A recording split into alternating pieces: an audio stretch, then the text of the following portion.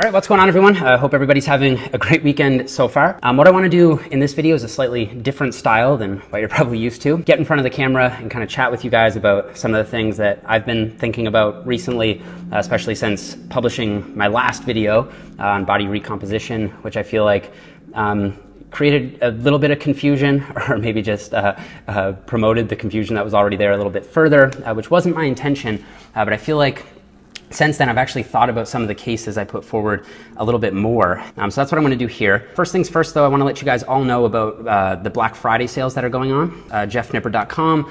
All my training programs are going to be 30 to 50% off all weekend. PEScience.com. You can save 35% using discount Jeff.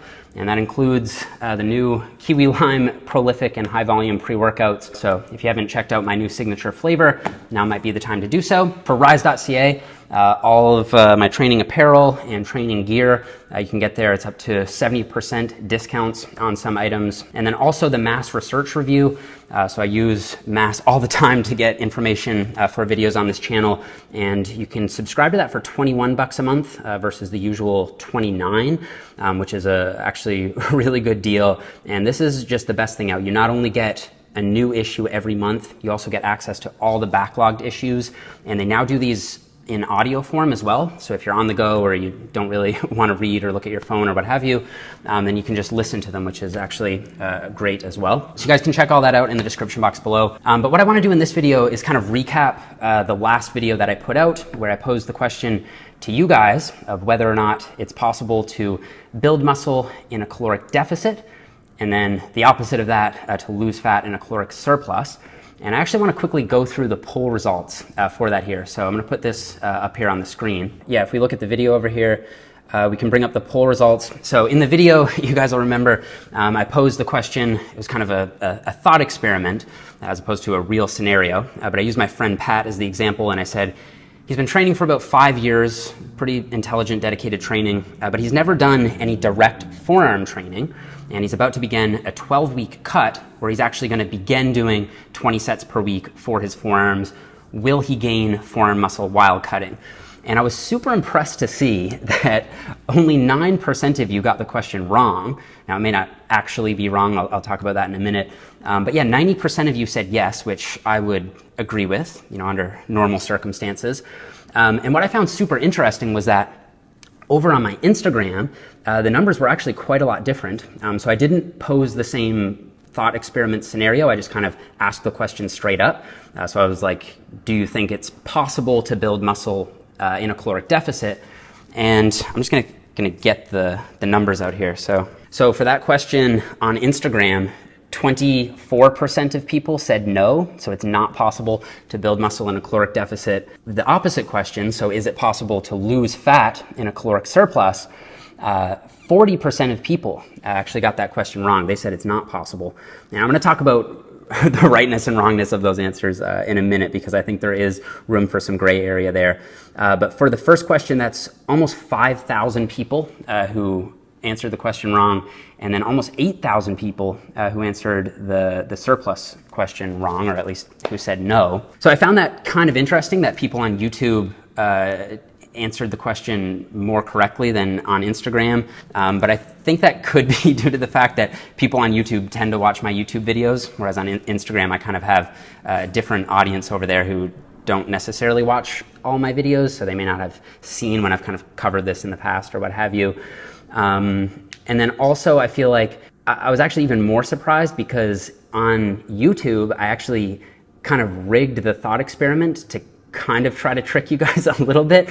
So I said, like, I reiterated a couple times, he definitely will be losing net body mass, and he definitely won't be eating enough calories to maintain his weight, or however it was that I phrased it. But you guys still didn't fall for it. You still said that, yes, he'll be able to build muscle, which I will say I was impressed with. I was really pleasantly surprised to see that. But anyway, I kind of want to dig into the case a little bit further, because if you'll remember at the end of the video, I kind of altered the example a little bit, where I said, now he has been training his forearms directly for the last 5 years. So now at this point, will he still add forearm size while in a deficit, or will he now at best maintain?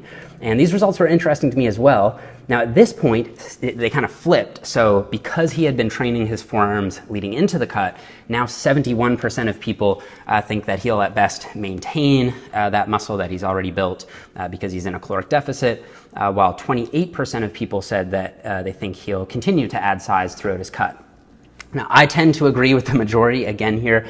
I think that he would be lucky, if anything, to maintain. When we look at case studies in natural bodybuilders, when they get very lean, almost without exception, they're losing lean mass. Now, lean mass isn't necessarily the same as muscle mass, so it could be some water loss and so on and so forth. But I think that even with that granted, it's still likely the case that people do lose muscle when they get to very low levels of body fat percentage. So this was a 12-week cut. I guess it would depend on just how lean he was getting, whether he would lose muscle or maintain. But yeah, if you look at the case studies on this, you'll see that oftentimes they do in fact lose muscle. So I'm just going to pull one up here.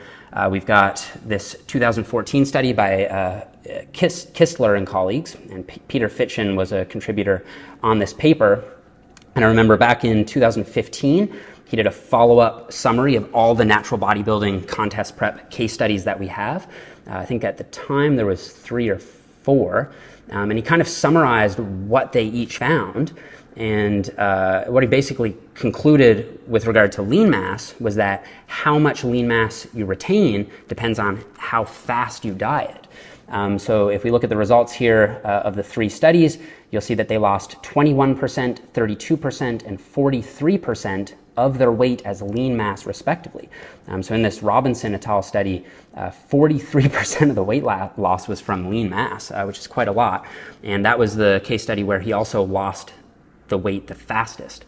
So in this piece, Fitchen kind of made the case that from a muscle preservation perspective, it makes sense to lose weight a little bit more slowly. And I think that this was kind of what spurred on the trend of people doing longer preps. Personally, I'm not sure how much weight we want to put into this. I feel like there's a lot of other factors to do with how much cardio you're doing, how well structured your training is, your actual macronutrient breakdown, and so on and so forth. But still, I think it's worth mentioning that across these 3 studies, you do see that trend that slower weight loss tends to preserve muscle a bit better. So in our example, where am I here? So in our example, with training the forearms, you could say maybe he'll maintain, maybe he'll lose a little bit. It might depend on just how fast he's cutting.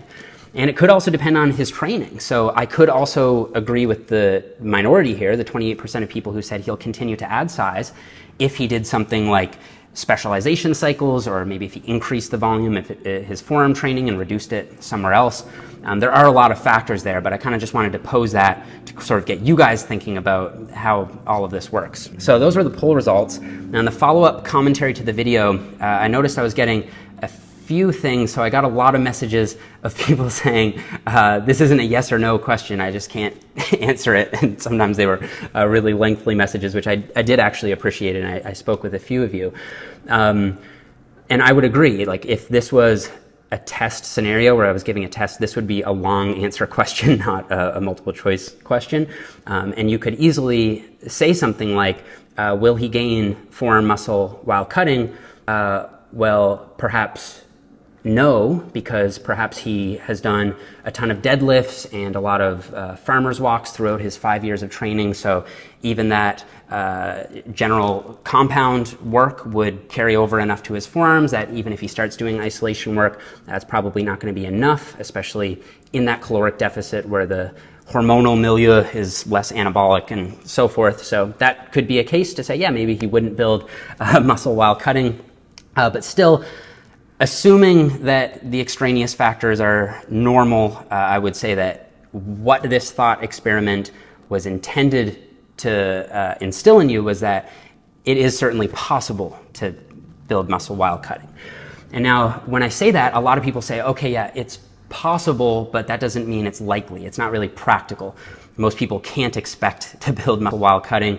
We are better off splitting this up and to say when we're cutting, we're just losing fat and trying to maintain muscle. When we're bulking, we're trying to build muscle, and we have to accept a certain amount of fat gain, and you just have to live with that. And I do say this in a lot of cases for more advanced trainees. but I just don't think it's true broadly, because a lot of people don't have the same goals that I might have or that you might have. And while I think it's the case that if you want to build the most muscle possible, then it makes sense to put yourself in a caloric surplus. If you're someone who, for example, wants to stay very lean and still make some progress, or perhaps stay very lean and just maintain the muscle that you currently have, then I think a recomp approach, where you sort of build muscle, lose fat at the same time, and sort of tighten up your appearance, might actually make perfect sense.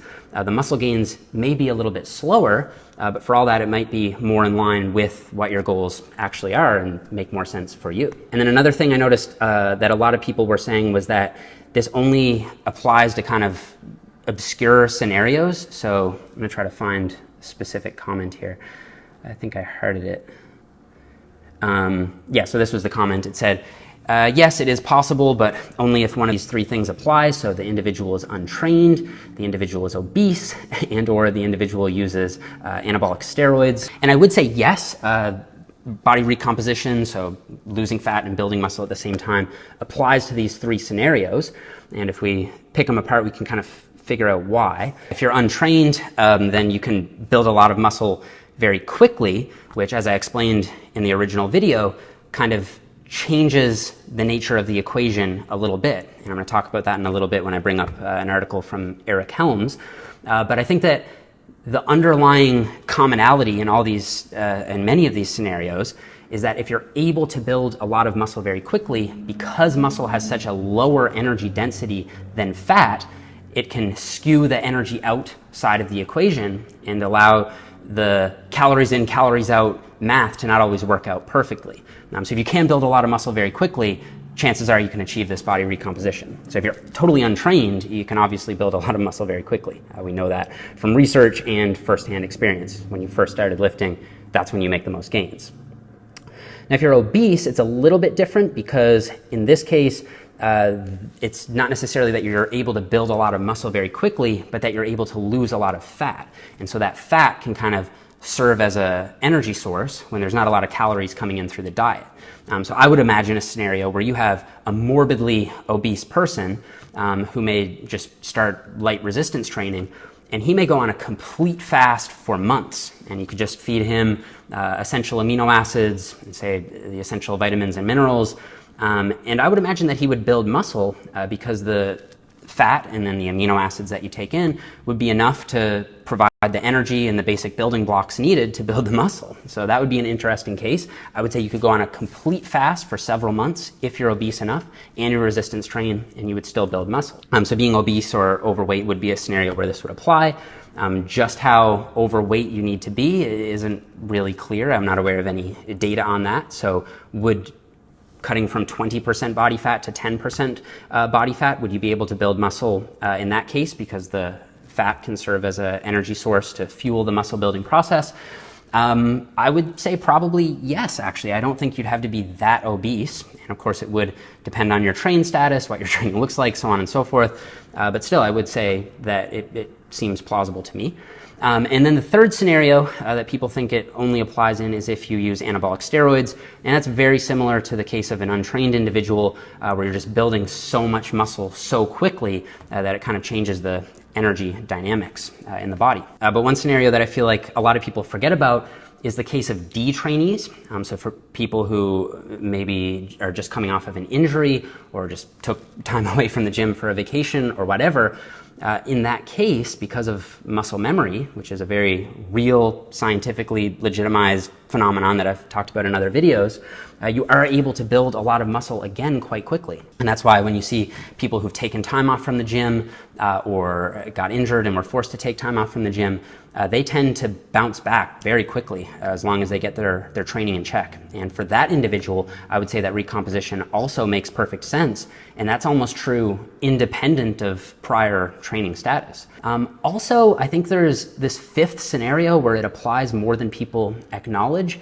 And that's for people who stop taking their training quite as seriously for whatever reason. And this applies to natural lifters as much as enhanced lifters, but I see it's often the case that people in their off season, for one reason or another, start to get a little bit lazier with their training. I feel like it's natural. There's very few people who are always extremely motivated and always progressively just do more than they did the last month. Often training intensity will wax and wane as lifestyle factors change, etc. So for someone who may not have taken their training quite as seriously for a certain period of time and then starts to ramp the training intensity up again, I could see that in their case they could definitely build muscle in a caloric deficit. To take an example here that I feel like would apply to actually a lot of people, if you kind of let yourself go, you're on holidays, you gained a good deal of fat, but you also weren't really training, so you might feel like you lost a little bit of muscle. But now you're back in a scenario where you feel like, well, I'm fatter than I was 6 months ago, and I have less muscle than I had 6 months ago. What do I do? Should I enter a bulk because I want to build that muscle back, and then I'm going to gain probably even more fat? Should I start a cut and just accept the fact that I lost muscle and I'll be a little bit skinnier, but at least I'll be leaner? I would say neither of those scenarios. I would say the best thing to do at this point is to aim for body recomposition. So in that case, you'd want to put yourself in a slight caloric deficit. So anything from 5% to 20% slashed off of your maintenance calories. And you'd really want to focus on progressively building your strength back up and building your intensity back up in the gym. And in that case, you will almost undoubtedly see that you're going to build muscle and lose fat and get your prior physique back actually very quickly. So that's a scenario that I feel like applies so broadly and outside the confines of these three specific scenarios that people often forget about. And it's because of this misconception that you have to be in a surplus in order to build muscle, or you have to be in a deficit in order to lose fat, which I'm going to get to in a little bit, that people don't take this approach, which to me just makes perfect sense. So anyway, the other thing that I wanted to comment on here was the reverse scenario. So is it possible to lose fat in a caloric surplus? And I kind of just want to clarify what I mean by, or exactly when this would apply, because I will admit that I feel like this scenario is much more obscure and less likely in the real world than the first scenario. So it's much more likely to build muscle in a caloric deficit than it is to lose fat in a caloric surplus. And I don't think as a coach I would actually ever recommend to anyone who has the goal of losing fat and building muscle to actually go in a caloric surplus. I'd almost always recommend a slight deficit or maintenance. I wouldn't say go into a surplus, because from my experience, once you put yourself in a surplus, chances are you are going to gain fat. The surplus would have to be so small and you'd have to build muscle over such a long period of time that it wouldn't really be practically meaningful in the real world. I set that question up kind of as a thought experiment to show that it does go both ways. As long as you're somewhere around maintenance, there is no switch in your body that flicks on and says, okay, now I'm in a surplus, I have to be storing fat. All that the thermodynamics law says is that you need to be storing net energy. So yeah, if recomposition is your goal, put yourself in that slight deficit, and the lose fat in a surplus was more of a conceptual idea to prove the point that recomposition certainly is very possible. Now I'm going to switch over here to an article from Eric Helms. This was published in November 2015. So basically just over 3 years ago, which is crazy because I remember when this article came out and I remember reading it right away. Shout out to Shredded by Science where the article was published. And I don't think Eric was the only author on this. I believe there were several contributors down here. So I just want to make sure I give the right credit. So I think Lawrence Judd wrote this, and then there were other contributors down here and the list of references. But in any case, this actually explains the whole concept that I explained in the last video quite well, especially from a practical perspective. And they give another example here right from the outset of a woman who, she signed up for a personal trainer. She wanted to lose weight, look a little more fit, look a little more toned, or whatever her goal was. And she noticed after 12 weeks, her pants were fitting better. She had dropped down a size. She's feeling more confident. Her friends were giving her all kinds of compliments. She looked better, so on and so forth. But then she stepped on the scale. I don't know why she wasn't weighing in between, but she stepped on the scale and she hadn't actually lost any weight. And that was a little bit discouraging to her because she thought that in order to lose fat, she'd have to lose weight. And this was just a circumstance of that kind of beginner newbie phenomenon where she had been building muscle while losing fat, and so she had just kind of redesigned her body in a way. And so, you know, if you're not aware of the fact that this is possible, it might be discouraging for beginners to not be seeing the numbers go down on the scale. So try not to stress that too much at the beginning of a diet, kind of as a beginner.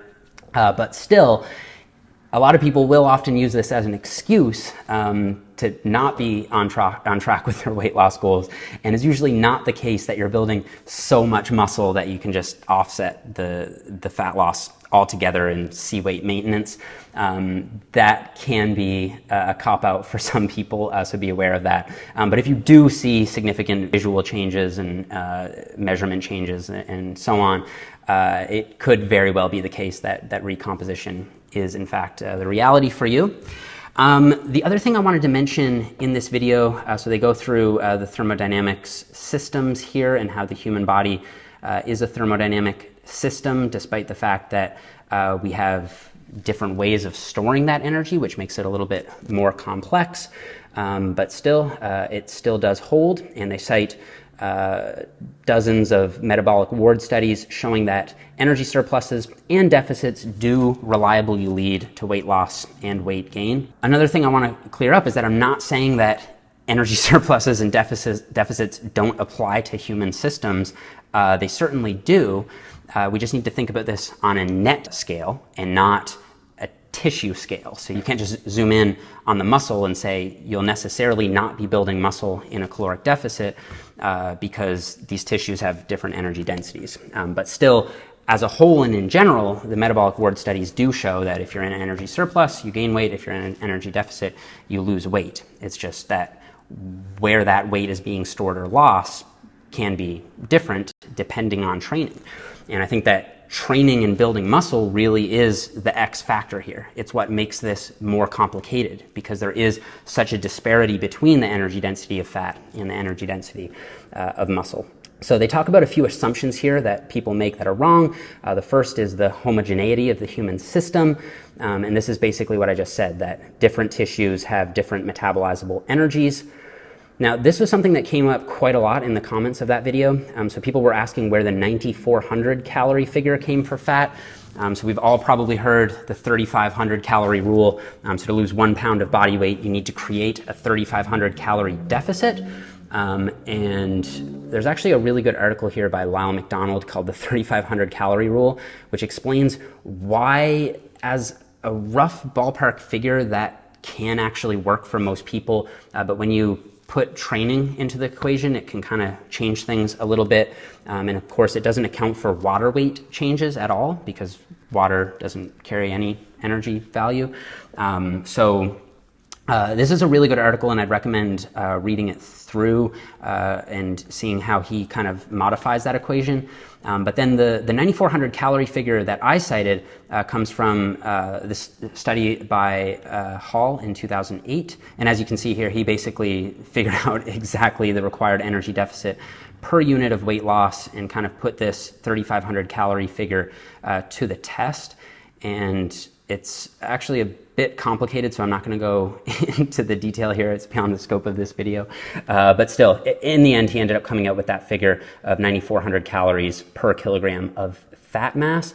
Still, that's based off of averages, and other research shows that it does depend on your body composition. So as you lose fat and build muscle, these values actually change because the hydration status changes and the energy density changes based on how much of it you have.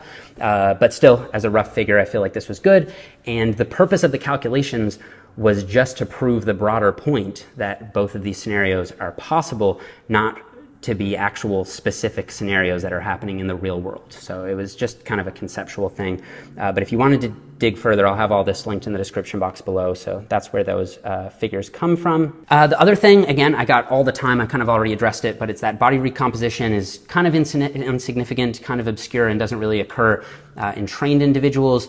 But Eric Helms did some amazing work over here, and he summarized the lean body mass change and fat change in all of these studies over here. And basically what you see is that in surpluses and in deficits, you see body recomposition. So when you look at the actual literature, you see that these two scenarios certainly are possible. If you wanted to go through that, you can. And you'll see that in some cases they are actually more advanced. So these Jose Antonio papers had pretty highly advanced trained guys, so 9+ years of training. And I mentioned in the original video another paper that showed in elite athletes you see body recomposition. So I think that that's a bit of a myth, but still, despite that, I still feel like for intermediate to advanced people, as I said in the original video, I would probably recommend splitting it up into bulking cycle and cutting cycle, assuming your goal is to build as much muscle as possible. And I just want to talk about this for a brief minute and then we'll wrap it up. I've started thinking about the fact that most people may not actually have the goal to build as much muscle as possible. It might not be worth them.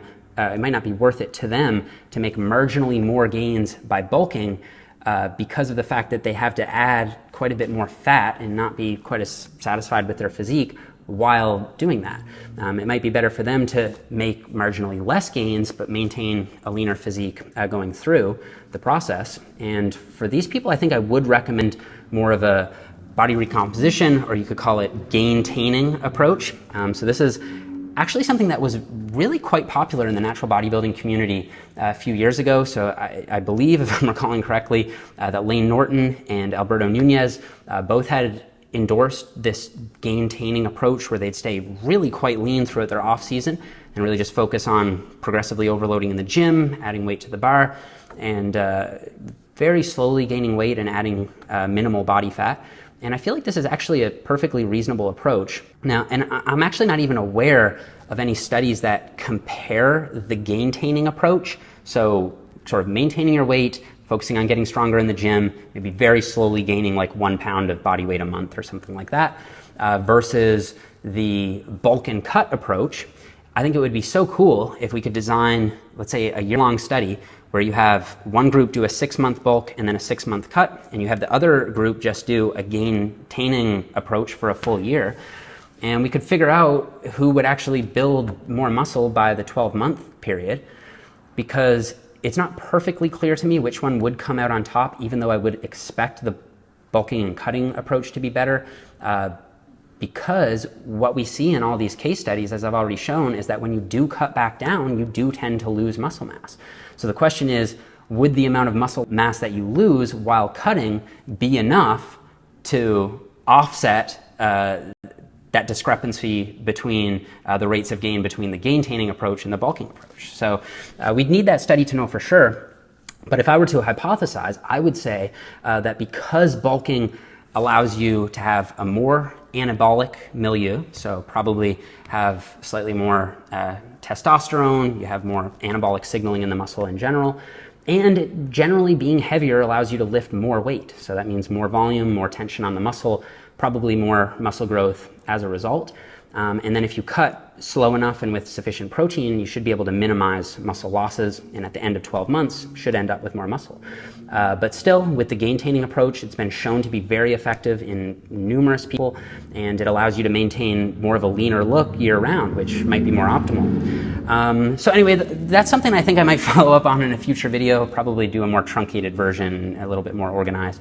But still, those are my general thoughts on that for the moment. Hopefully you guys didn't mind this style of video from me. I often go into these much more prepared, a little more scripted, but I just kind of wanted to get on here and sort of think out loud with you guys, kind of think through what it is I'm currently thinking about this, and sort of update you guys on my full view, and perhaps clear up some of the confusion that may have came from the last video. So anyway, if you guys are in the market for it, don't forget to check out that Black Friday sale. I'll have all that linked in the description box below. Get yourself some kiwi lime pre-workout if you'd like to check that out. The feedback on that has been amazing.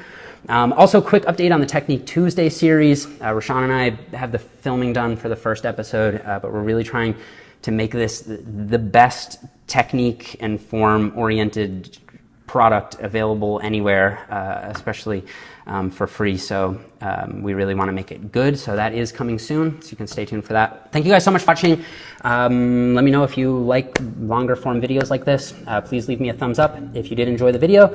If you happen to be new, don't forget to subscribe, and I'll see you guys all here in the next video.